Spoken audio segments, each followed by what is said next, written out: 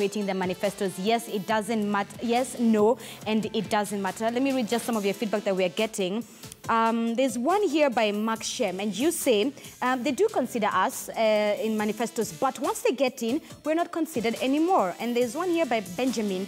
You say, not in this century. Okay, so keep the tweets coming, and the conversation here is just about to start. So allow me to introduce the panel tonight. Next to me is Gideon Keter, who is the chairman of the Jubilee Youth League. Thank you so much for making time. Thank you. And of course, next to Gideon is Winnie Nyandiga, who is the student leader at Masinde Muliro, as well as part of the team that is creating the NASA manifesto. In fact, all these people here have been in one way involved in creating the manifestos from different parties. Aseli, who do you have on your end? Right next to me ni Winnie. Cynthia. Cynthia. Aspirant MP, anataka MP Embakasi constituency, karibu sana. Embakasi West. Embakasi West. Yes. She's with Ukweli Party. Ukweli Party. Yes. Niache uongo. Alafu right next to Winnie ni Gishuki Weru, anataka MP Mkuruine. Yeye ni independent candidate. Karibu sana. All right. Yeah. Thank you guys so much for making it here tonight. So let me just begin off. All of you, especially Cynthia with the Kweli Party, Winnie with the NASA team, and Gideon with the Jubilee, somehow you are involved in crafting this year's manifestos that we're seeing from some of these political parties. Do they really consider or identify with young people, Gideon? For the case of Jubilee, it is not the first time we are drafting this manifesto or implementing. We are privileged to draft and implement. And what I can talk about is if they considered us last time, and if they have implemented what they promised, and in this year, what next are they going to do? In 2013, young people were involved. A lot of promises for the young people. It was the digital team, and coming to power since 2013, you can see the development record of Jubilee towards young people. It is tremendous. It is progressive from all sectors, from education sector, from you go to foreign policies, you go to health sector. They have incorporated the young people. Okay, we'll take a look at some of the manifestos, and even if some of those goals that we see that are listed are doable. But Winnie, for you, what do you think? Are some of these things that we see within manifestos, do manifestos really identify with young people, what you've seen? And the fact that you're also a student leader, you're able to know what it is that young people need, and whether manifestos really answer those questions? Thank you so much. Yes, the NASA party has involved the young people, my generation. Even K10, I think, was airing some other time when we had Kikao, where the party leader walks all over Kenya, doesn't care if it's Garissa, if it's Nairobi, meeting the youth on a one-on-one platform, getting the views. Okay. We've had so many series of meetings with the NASA leadership as the student leaders.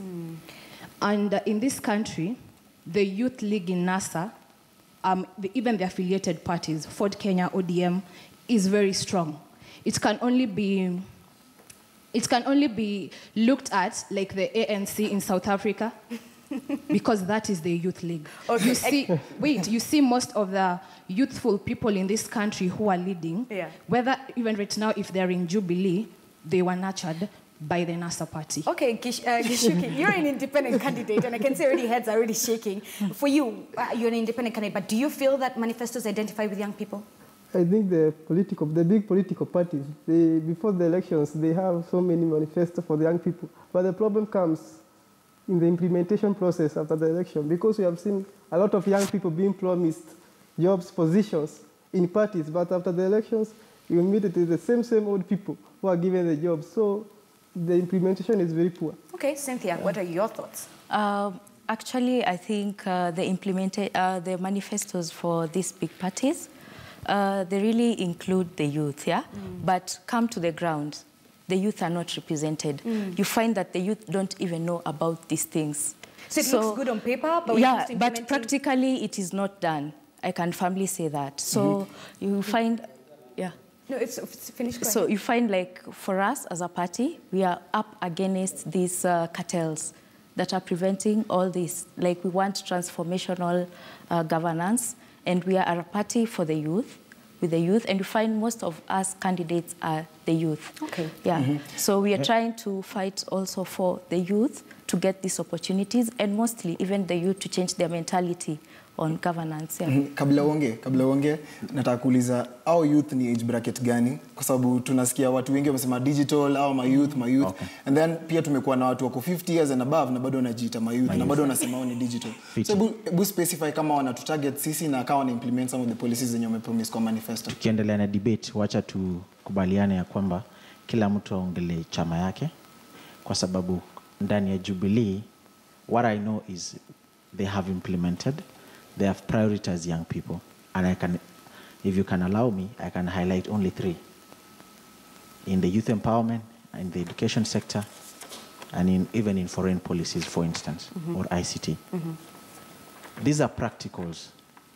Young people were promised that they will have an opportunity to do tenders with the government or business with the government. When we took over power, the borrowing rate each month was 20 million. And up to now, the borrowing rate is 60 million per month, coming to a total of like 43 billion so far that young people have actually borrowed from, 7 billion from the government. When you go to education sector, there are so many, I'm just giving highlights, the things that are close to the heart of any young person. And then I will also recommend or comment on the challenges we face as young people when it comes to addressing the government. When you go to education sector, all of you, even the student president is here, no one in the past or the older generation could get help loan from, if you're from a technical training institute. Those are the proposals we gave to the government, we gave to our party. And right now, if you are a student in TTI, you can be able to access help loan from the government. If you, if you go to space in the political parties, we have the youngest MCA in Jubilee, 19 years old when elected. We have right now the youngest governor, 32 years old. The youngest senator was elected in Jubilee, that is 29 years old. If you look at the space provided by our party to the young people, even when I look at my fellow young friends here in Ukweli Party and Independent, I wish it was before nomination, I could have encouraged you to join our party. And that is how far we have tried to reform the process and the participation of young people in political parties. Coming to your question that you wanted to ask about 18 to, who are these young people? It is clearly defined. It is 18 to 35.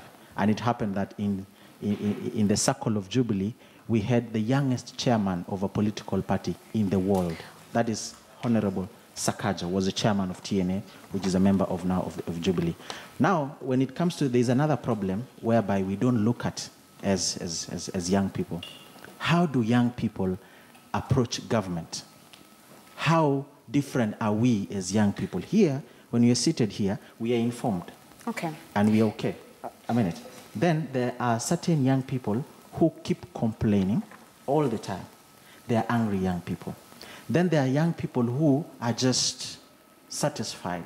And let me cut you short, okay. Gideon, all right? Speaking about, in regards to young people, of course, as always here in Youth Cafe, we decided to go to the streets. Brian Asili, rather, went to the streets and was asking the issue, the exact same question, whether manifestos really identify with young people. We'll be back with this specific conversation, but first, here is what some of you had to say in regards to this conversation.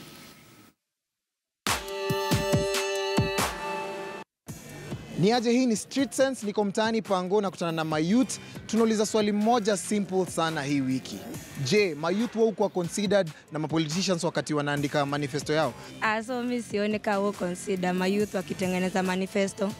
Okay, sana sana ukisikiza mapolitician, uongea venye wataka kutengeneza road, wanataka kujenga sijui makazi, manini, lakini hata wakikuja wakiingia huko, most of the time wanasahau zile plans walikuwa wametengeneza. According to me ni chocha cause like sahi hatujaona for the past like 4 years. But sahi ndio unakuja kujua mse kumbe ni MCA kumbe ni maybe MP, unaona. But kuna vitu mob kama hizo mafans wanasemanga za mayouths, haujui vile utazi access, na ukienda kuzi access unapata strategy ni refu. Okay, some politicians consider us as youth because they bring some curriculum or some voluntary services into our area. They bring developments. Okay, like there's no car wash in Isili or in any other place. So they bring on youth projects that they can keep us busy, you see? Hakuna kuna tusaidia nayo. Kama mimi nao, mimi ni safara wa Mungu. Sasa hizi nalala nje. Kama ni mapolitician wanasaidia, mbona wasichukulie manyumba ama watusaidie kiwax nini? Mapoliticians wenyewe wakienda consider hizo stuff zao, manifesto zao, they don't consider youths kabisa. Of which kuna youth mwenye anaweza kosa anaweza maliza chuo akwe na shida hata kuingia kuendelea na education. But hiyo talanta yake ndio itamlipa, lakini ana finance ya kujifinance ndio afike pale juu. Sasa vitu kama hizo mimi naweza sema, naweza ambia pia politics, sawa, sema politicians kama wanaweza saidia ma youths, kwa sababu bado pia sisi ndio tunataka kura kutoka kwetu. So kama wanaweza tu support, pia sisi tunaweza wapatia kiti vile wanajisikia. Yeah. Story kama ya piracy hawajakuja na njia ya juu, hiyo ndio tutasaidia mtu kama mimi kama youth. Nikitoa ngoma, hii ngoma gava imesekiwa aje, haitaibiwa, itanisaidia. Umeelewa? Vitu kama hizo ndio mimi na feel hawaja address. All right, so those were just some of your thoughts. Of course, online, the conversation is still going. Cynthia, I really want to hear from you in regards to one thing. Do you think some of these things that are mentioned in manifestos, e.g., I'll give an example. Back in 2013, the Jubilee government said that they will create 1 million jobs in the first 2 years. With ODM, then they said that they will take one industry in each and every county, and in that way, we are going to create a 24-hour economy, right? Do you think rather some of these things that we see on manifestos, these points, are doable, that they are achievable, or they're just empty promises? Cynthia? At this point, I feel like okay. So really, I have a lot of things to say. It's okay. Since they are doable. It's not that they're not doable, but what makes them to be doable? We need a proper governance. We need proper implementation of these ideas. We don't just need to use the youth in telling them, like you've heard, they're saying, they just tell us this and this. Yeah. They are not even educated about these things. You find like for the youth fund, most youth, they've just heard about it, but they don't know how to do it. They're not informed about it. They don't know anything about it. So I would really say they are doable if we get the right governance, if we get the right leadership, people who are not corrupt. Gishuki, what do you think? Yeah. Everything is achieved. Everything is achievable, but the willingness. Is there willingness in the leaders who are elected? If they are willing, they can achieve. For example, the youth fund, there was this guy called Bruce Odhiambo. He stole a lot of money meant for the youth. And today he is free. He stole, I think it was 400 million. Why is he today? 780 million. Yeah. That's a lot of money for the youth, but today he is free. Why? So do you think, does it not rob us of our future as young people when we see these things being put down on paper, but when it comes to achieving them, doing them, it is the opposite. It literally robs us of our future. Yeah. I think I agree with you. At times, sometimes our fellow young people fail us. When given an opportunity, instead of you serving the young people, you end up practicing the old traditions of the old politicians. Hence, we expect a lot from them. Right now, we have 51 members of parliament, both Senate and National Assembly, who are elected, who are under 35. A lot of expectation we had on them. I think some tried, I don't want to say much, some tried to actually bargain for the young people, but that's not enough. Okay. And the big question should be, if we have these more young people in parliament, will they help us achieve these manifestos? Winnie, what is your thought in regards to this? Is it just being put on paper and it's not doable, or it can be achieved? For me, it can be achieved. You look at successive governments in countries, overseas countries. They do these things. Like the other day we saw in UK, where 60% of the youth said enough is enough, and they came out to vote out the government of the day because of its incompetence. So for me, it's doable. We just need people who have integrity, people who see being in politics or leadership, not as a way of enriching themselves. And because in Kenya there is this notion, if I vote in Gideon, now I'll be going to his office for him to help me. We don't want that. We need leaders who will come forth and give us solutions. Why do you think in US, where in a group of 10, like 9 of them can afford iPhones? It's very expensive, but they afford. Why? Because of good governance. That is not in Kenya. Like now, what Gideon was doing, because you see right now, they have been the government of the day, and now the youth, we want you to come forth and give us your scorecard. You want the second term. What have you done for us? You people rode on our platform as the youth, and we saw, oh, Uhuru and Ruto are youths, ni digital, situende now.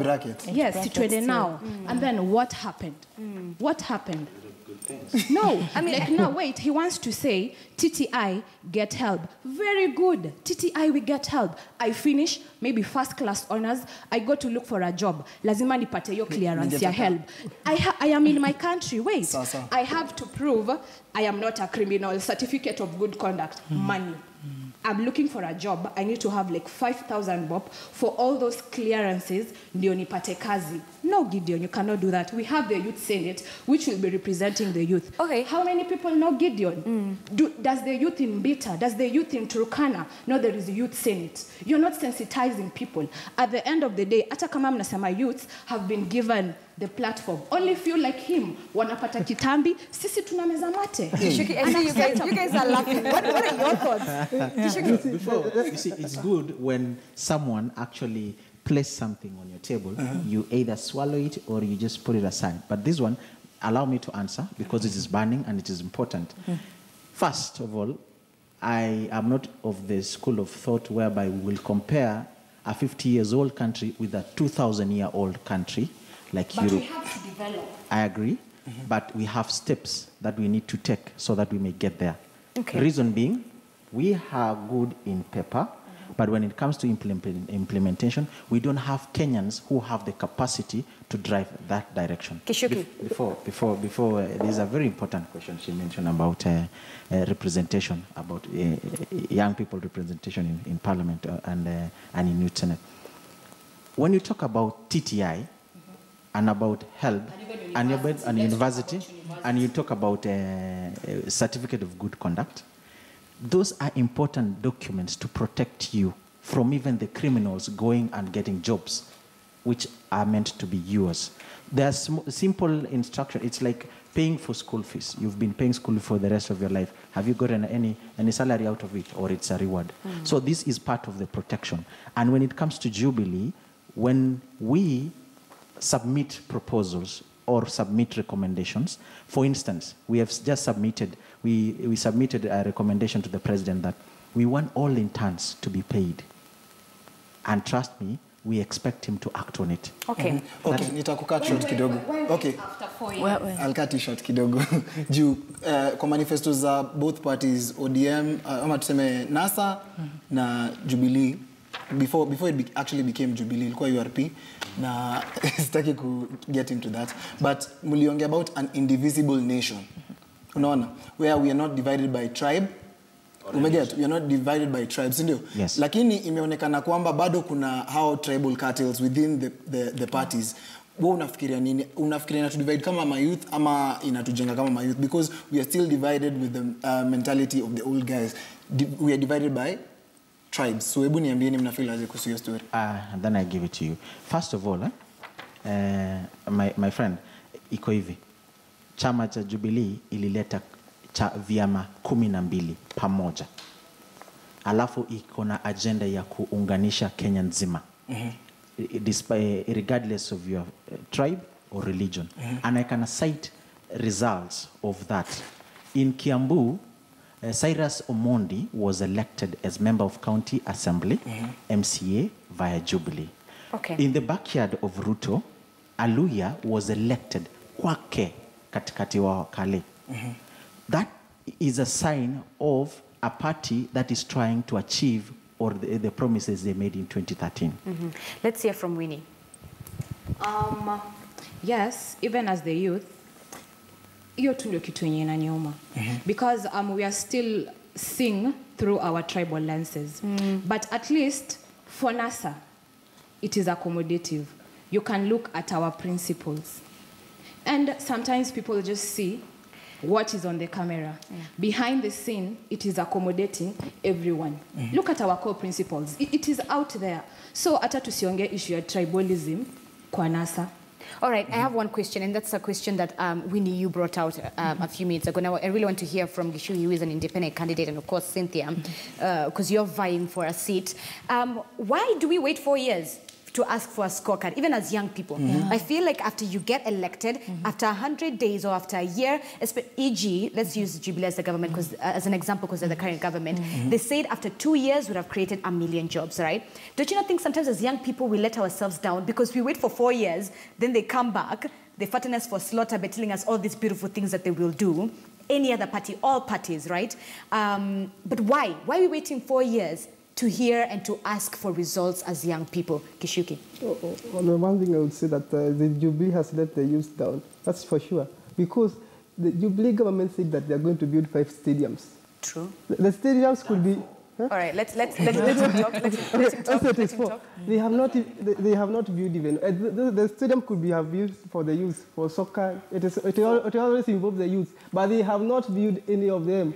All right. Don't worry. They have not built... But the only governor who has built is Hassan Joho and Alfred Mutua. And let me contribute something about the question you had asked that's earlier. It is very unfortunate that as the youth, we are very learned, we have gone to campus, but we still base our politics on tribal lines. Just the other day, I had gone to visit my friend Jakakimba, Silas Jakakimba of ODM, and my friend Ogutu of ODM, and Raila Odinga's young sister. They are my friends. But when I put the photo on my Facebook account, people in Nyeri County, they are telling me, you have gone to ODM, you should not associate with those people. Why? Okay, Cynthia, your thoughts? So for me, I feel the youths, we are the ones who are letting ourselves down.